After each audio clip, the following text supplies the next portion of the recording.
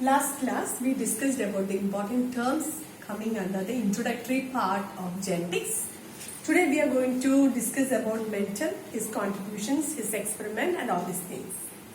So Mendel, his full name was Gregor Johann Mendel. He is regarded as the father of genetics.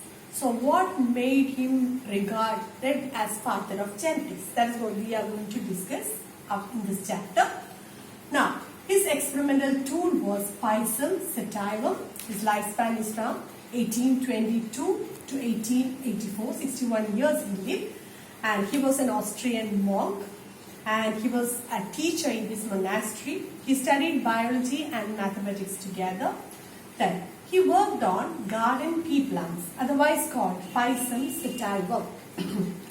What is why garden pea plant was selected by Mendel for his experiments? There are some reasons for it. These are the four main reasons. One is it could be easily grown. Second one, it has a short lifespan. Third is it had contrasting characters like tall, dwarf, violet flower, white flower, like that contrasting characters were there. And another most important thing is it could be both cross-pollinated and self-pollinated. Now, Mendel studied 7 characters in garden pea plant. These are the 7 characters. The first one is the height of the plant. It can be tall or it can be dwarf. Now, so Mendel noted that in the population of garden pea plants, there are many tall plants and very few dwarf plants. So when he conducted his crossbreeding experiment, he could understand that tall was a dominant character because F1 plants was always tall. So tall is the type. So the 7 characters Mendel considered was the height of the plant. It can be tall or dwarf. Tall is the dominant character and dwarf is the recessive character. A character that appears more in a population is a dominant character. The other one is a recessive character.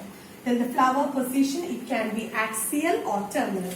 Axial means if this is the leaf and if a flower is coming from here, we can say it is the axial flower. Terminal means the flower will be at the tip of the plant like this. Okay. So this is called as a terminal flower. So he noted that axial was a dominant character. So the letter A was used to denote the genotype.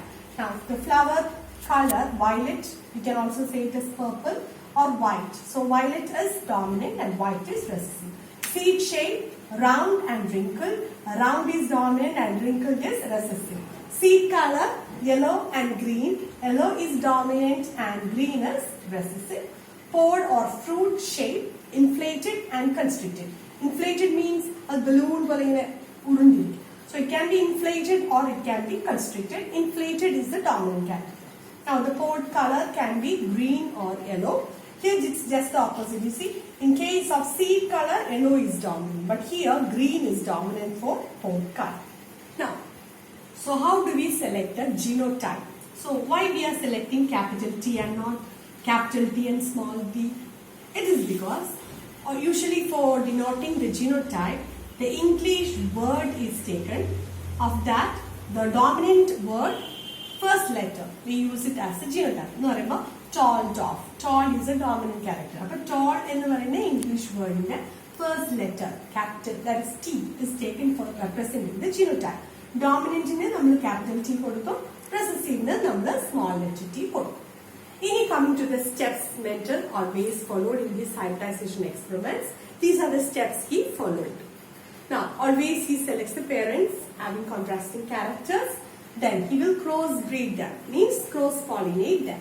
Then he will raise the F1 plants. F1 plants will be grown. From that, the seeds will be collected. And F1 plants after growing, that is after crossbreeding, he will grow the F1 plants. Then from F1 plants, so the steps are, he will select the parents, that is having contrasting characters. After that, he will cross-pollinate them and he will produce the F1 set of plants. So the seeds are taken, they are grown and the F2 plants are raised, F1 plants are raised. Then these plants are self-pollinated.